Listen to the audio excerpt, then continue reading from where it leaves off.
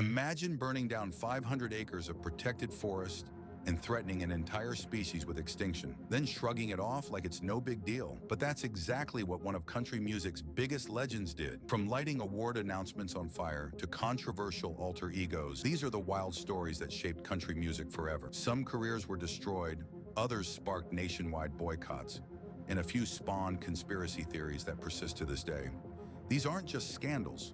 They're the moments that transformed the genre and divided fan bases across America. What happens when outlaw country meets actual outlaws?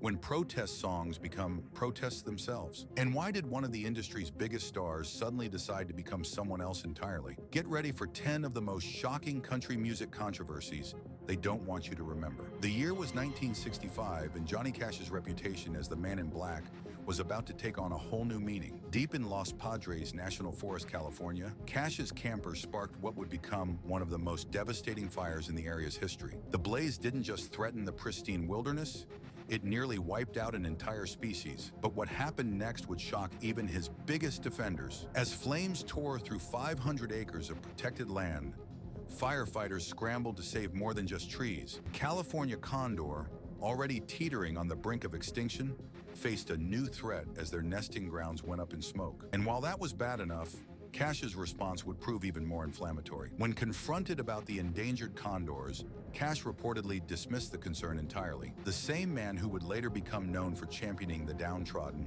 showed a surprisingly different side that day. His reported words, "I don't care about your damn yellow buzzards," painted a stark contrast to his carefully crafted image as a voice for the voiceless. Just wait until you hear how much this careless comment would cost him. The US government wasn't about to let this slide. They slapped Cash with a lawsuit, demanding he pay for the destruction his negligence had caused.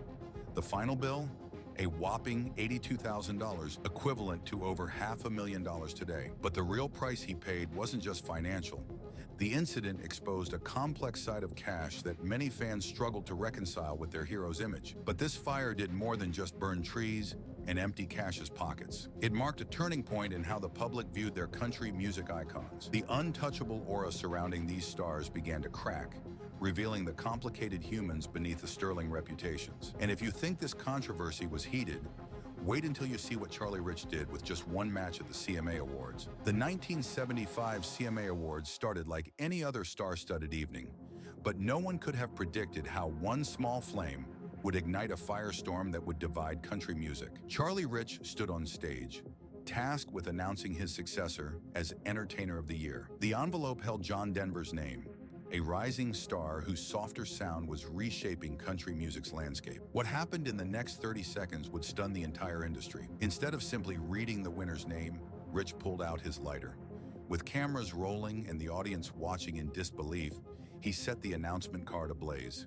The paper burned as country music's old guard and new wave collided in one unforgettable moment. And that's when the real drama began. Industry insiders rushed to explain away the incident, blaming it on alcohol and suggesting Rich was too intoxicated to understand his actions. But many saw through this convenient excuse. This wasn't just a drunken outburst. It was a calculated protest against what Rich and other traditionalists saw as the commercialization of their beloved genre. The consequences would reach far beyond that single evening. The controversy split the fan base down the middle. One camp hailed Rich as a defender of authentic country music, standing up against the influx of pop-influenced artists. Others condemned him as a jealous has-been, unable to accept the genre's evolution. The debate raged in newspapers, radio shows, and fan clubs across the country. But the price for this fiery statement would be steep. Rich's career never fully recovered from that night.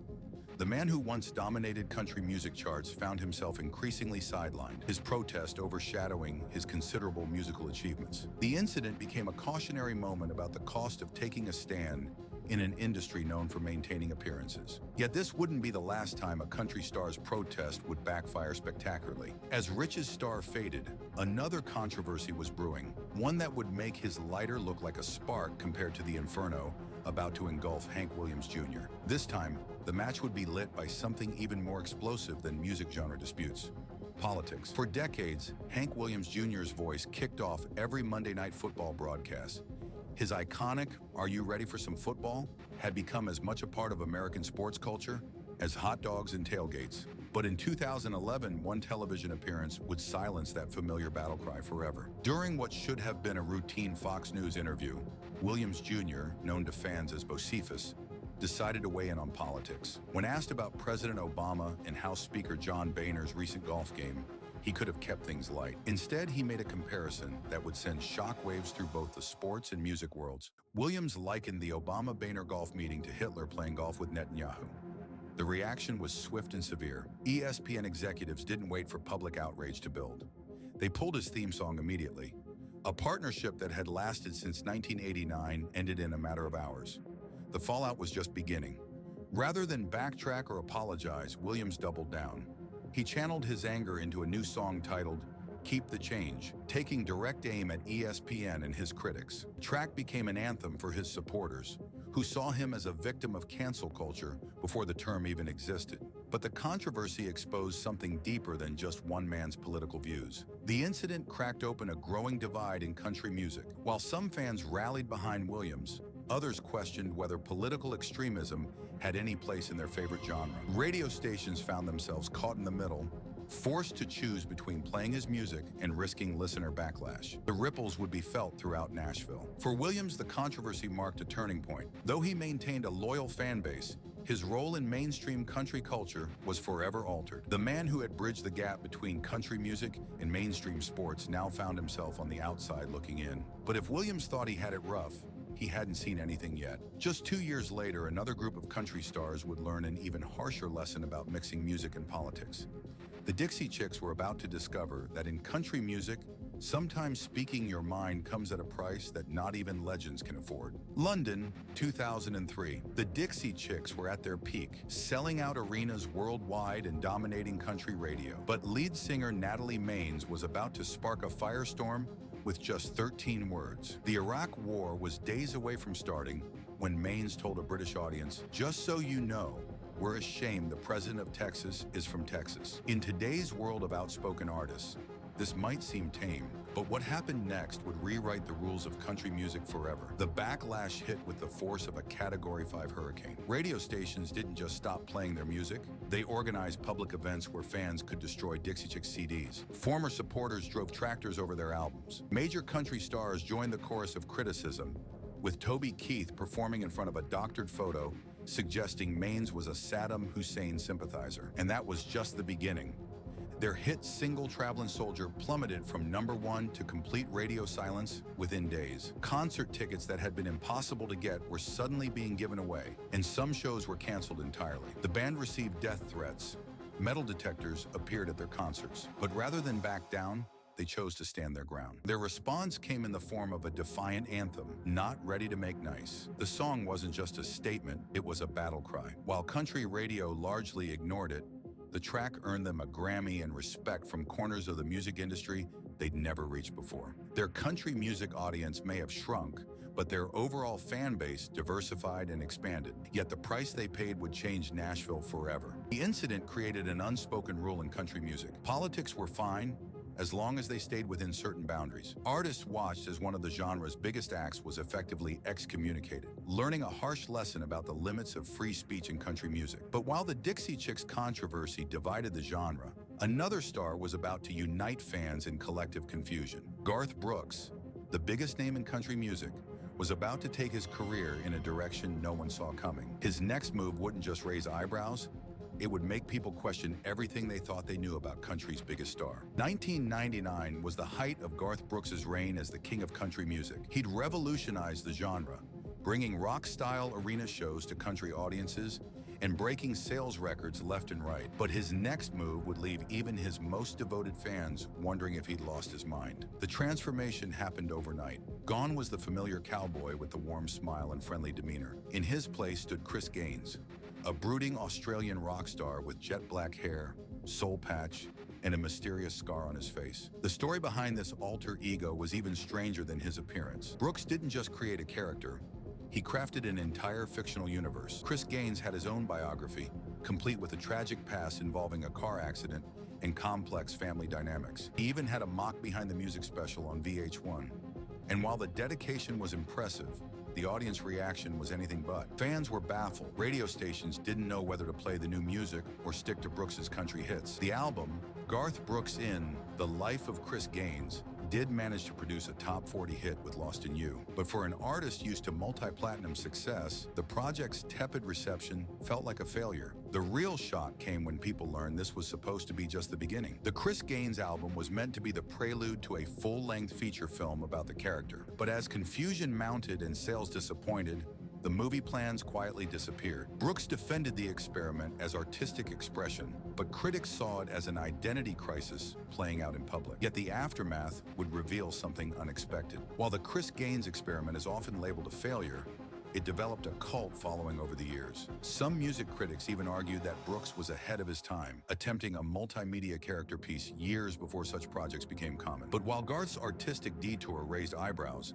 another country star was about to push boundaries in a far more controversial way. David Allan Coe was writing songs that wouldn't just challenge the establishment, they'd make the Chris Gaines experiment look tame by comparison. And unlike Brooks's fictional character, there would be no pretending these controversies were just for show. Hidden away in truck stops across America, a different kind of country music was being sold under the counter. These weren't your typical David Allan Coe albums. They were something far more controversial. And what was on these recordings would haunt Coe's legacy forever. While Coe was known for mainstream hits like You Never Even Called Me by My Name, these underground albums painted a darker picture. Sold in plain packaging with minimal artwork, they contained material so explicit and offensive that major labels wouldn't touch them. But that was exactly the point. The albums with titles that can't even be mentioned here didn't just push boundaries, they obliterated them. Coe filled the tracks with content that shocked even the most hardened outlaw country fans. When confronted about the material, he claimed it was all satire, a joke that some people just didn't get. The explanation didn't satisfy everyone. The controversy created a split in Coe's fan base that persists to this day. Some defenders argue that the underground albums represent raw artistic expression, unfiltered by commercial interests or social constraints. Others see them as a stain on country music's reputation,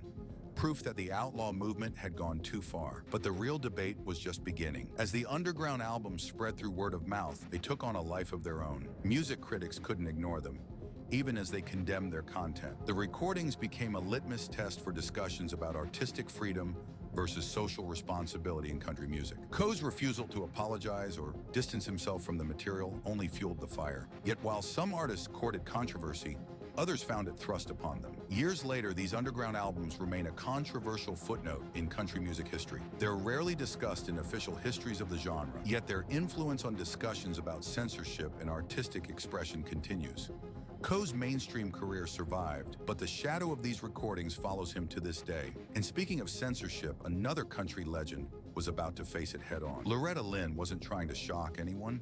She just wanted to sing about real life. But when she decided to tackle subjects no one in country music was talking about, the industry's reaction would prove that sometimes the truth is more controversial than fiction. In the 1970s, Loretta Lynn was already country music royalty. The coal miner's daughter had earned her crown singing about cheating husbands and hardscrabble living. But her next songs would tackle topics that would make radio executives reach for their censorship buttons. When Lynn released The Pill in 1975, it wasn't just another country song. It was a cultural bombshell. The upbeat tune about birth control struck a nerve in conservative America. Radio stations banned it immediately, claiming the subject matter was too controversial for their audiences. And that was exactly what Lynn had been counting on. The lyrics celebrated reproductive freedom with a frankness that was unheard of in country music. Rather than back down, Lynn leaned into the controversy. She pointed out that rural women needed to hear about birth control more than anyone.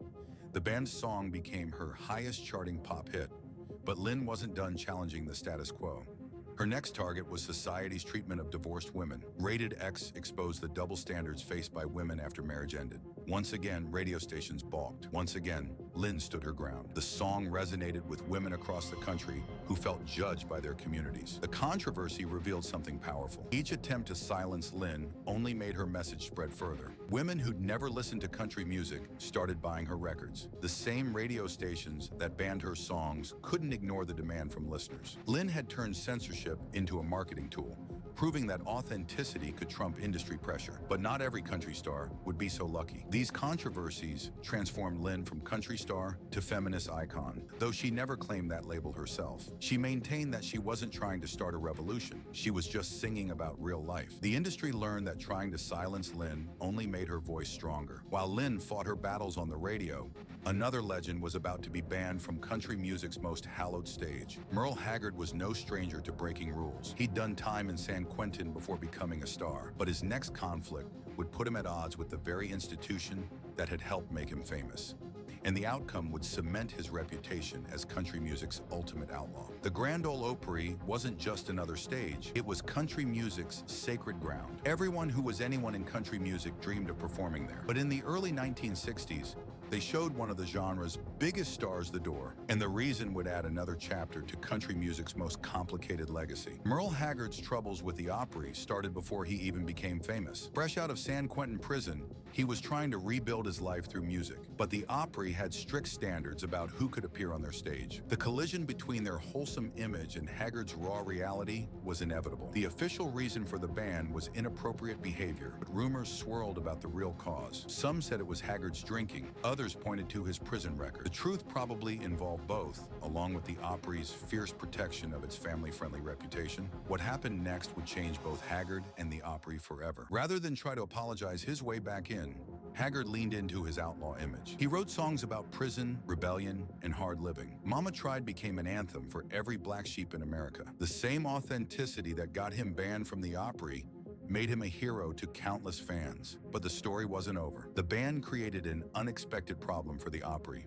As Haggard's star rose, their position became increasingly awkward. Here was one of country music's most influential voices, and they couldn't welcome him on their stage. The situation highlighted the growing disconnect between country music's traditional gatekeepers and its changing reality. Yet even as the Opry wrestled with authenticity, another star was about to face questions about hers. Years later, the Opry quietly lifted the ban. Haggard returned to perform, but something had changed. The prodigal son hadn't come home to beg forgiveness. He'd come back as a legend who'd helped redefine what country music could be. And speaking of defining country music, Shenia Twain was about to push those boundaries further than anyone had before. As country music's first global pop superstar, Twain was breaking records and crossing genres, but success brought scrutiny, and some people weren't convinced that her perfect performances were entirely real. In the late 1990s, Shenia Twain wasn't just a country star.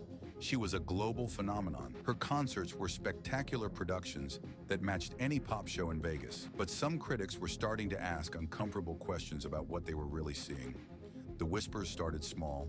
A few industry insiders noted how every note seemed perfect, every dance move flawless, even after 2 hours on stage. In an era before auto-tune became common knowledge, the consistency raised eyebrows. And once the rumors started, they spread like wildfire. Videos began circulating that claimed to show evidence of lip syncing. Fans analyzed footage frame by frame, looking for any sign that the performance wasn't entirely live. The debate reached such intensity that major music publications started investigating. But the real story was more complex than anyone realized. Twain and her team fired back against the accusations. They pointed out that modern concerts use backing tracks for complex productions, but insisted her vocals were live. They invited critics to come backstage, to watch her warm up, to see the real work that went into maintaining that level of performance. Yet the controversy touched a nerve in country music. The accusations came at a crucial moment when country was wrestling with its identity. Twain's pop country crossover success had already made her a target for traditionalists. The lip-syncing allegations became a proxy war for larger debates about authenticity in a genre built on keeping it real. But there was an ironic twist coming. Years later, when Twain revealed her battle with Lyme disease had actually damaged her vocal cords, the lip-syncing accusations took on a different light. The perfect performances that drew suspicion might have been her way of protecting her voice while it was secretly failing. Yet while this controversy would eventually fade, another mystery was about to resurface. The death of Patsy Cline had devastated country music decades ago, but as new generations discovered her music, they also uncovered questions about that fatal crash. Some believed there was more to the story, much more. And unlike the Twain controversy, these theories wouldn't be so easy to dismiss. March 5th, 1963. A small private plane takes off in rough weather from Kansas City. On board is Patsy Cline, one of country music's brightest stars, heading home after a benefit concert. The events of the next few hours would spawn decades of speculation. The official investigation blamed bad weather and pilot inexperience. The combination of darkness, rain, and poor visibility led to spatial disorientation, a phenomenon where pilots lose their sense of direction. The crash seemed like a tragic accident, but some people weren't convinced. As Cline's legend grew, so did the theories about her death. Some pointed to her rapid rise in the industry, suggesting jealous rivals might have played a role. Others questioned why a pilot would take off in such dangerous conditions. The mystery deepened when people started examining Cline's own premonitions about her death. The evidence trail led in unexpected directions. In the months before the crash, Cline had reportedly given away personal items and written letters suggesting she sensed her time was short. She'd told multiple friends she didn't expect to live much longer. These eerie predictions added a layer of mystique to the tragedy. But the biggest questions centered around the industry itself. Some theorists pointed to the changing dynamics in country music at the time. Cline was breaking barriers, crossing over to pop charts, and demanding better treatment for performers. She was becoming too powerful, they claimed, too independent for an industry built on controlling its stars. Yet the truth might be more haunting than any conspiracy. The real story of Patsy Cline's death might be about how a brilliant artist's tragic end became something larger in our collective imagination. Like all great legends, perhaps we can't accept that random chance could steal someone so talented, so young, so suddenly. The theories persist, not because they're true, but because they help us make sense of the senseless. From burned forests to burned bridges, country music's most shocking controversies reveal more than just scandals. They show us how the genre evolved, who got to define authenticity, and what happens when artists dare to challenge the status quo. But that's just the beginning of country music's untold stories.